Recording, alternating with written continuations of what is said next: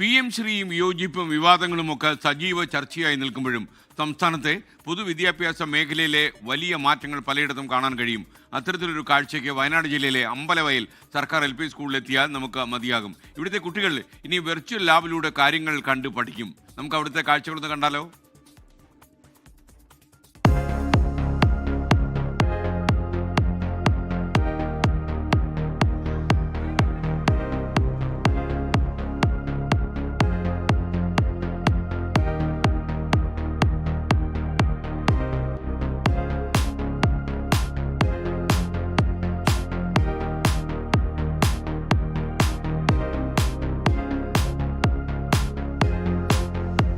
അമ്പലവയൽ സർക്കാർ LP സ്കൂളിലാണ് virtual അനുഭവം നൽകുന്ന ക്ലാസ് മുറി പൊതുവിദ്യാഭ്യാസ രംഗത്തെ മാറ്റത്തിന്റെ സൂചകങ്ങളിൽ ഒന്ന് തന്നെയാണ്.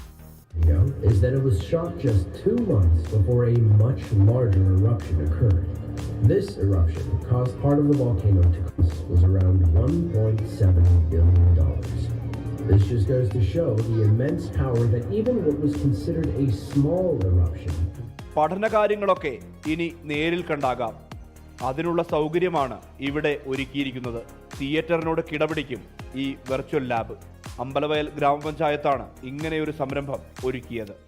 നമ്മുടെ കുട്ടികൾക്ക് പുസ്തകത്തിലൂടെ കാര്യങ്ങൾ മനസ്സിലാക്കുന്നതിനേക്കാൾ ഉപരി നേരിട്ട് കണ്ട് കാര്യങ്ങൾ മനസ്സിലാക്കി പഠിക്കാൻ കഴിയുന്നു എന്നുള്ളതാണ് ഈ വിദ്യാഭ്യാസത്തിൻ്റെ പ്രസക്തി. മികവിന്റെ കേന്ദ്രങ്ങളാകുന്ന പൊതുവിദ്യാലയത്തിന്റെ മാതൃകാപരമായ ഇടപെടൽ ഇവിടെ കാണാനാകും. വിദ്യാർത്ഥികൾക്ക് ഏറെ പ്രയോജനപ്പെടുന്നതാണ് പദ്ധതി. നല്ല ഇഷ്ടപ്പെട്ട സിനിമയിൽ കുട്ടികൾ ആ സിനിമയുടെ ഒപ്പം മനസ്സ് സഞ്ചരിക്കുന്ന പോലെ ഈ പാഠ്യവസ്തുക്കളുടെ ഒപ്പം നമ്മുടെ കുട്ടികളുടെ മനസ്സിനെ കൊണ്ടുപോകാൻ നമുക്ക് പറ്റും. അതുകൊണ്ട് പഠനം നല്ല ആസ്വാദികരമാവും, കൂടുതൽ കാര്യക്ഷമമാവും, നല്ല മനോഭാവങ്ങളിൽ വരെ നമുക്ക് മാറ്റം വരുത്താൻ പറ്റുമെന്നാണ് നമ്മൾ പ്രതീക്ഷിക്കുന്നത്. ഒരേ സമയം 25 കുട്ടികൾക്ക് വെർച്വൽ ലാബിൽ പഠനം നടത്താൻ കഴിയും. വയനാട് ജില്ലയിൽ ആദ്യവും സംസ്ഥാനത്ത് രണ്ടാമതുമാണ് ഇത്തരമൊരു ലാബ് സൗകര്യം വിദ്യാർത്ഥികൾക്കായി തയ്യാറാക്കിയിട്ടുള്ളത്. സുർജിത് അയ്യപ്പത്ത്, 24 വയനാട്.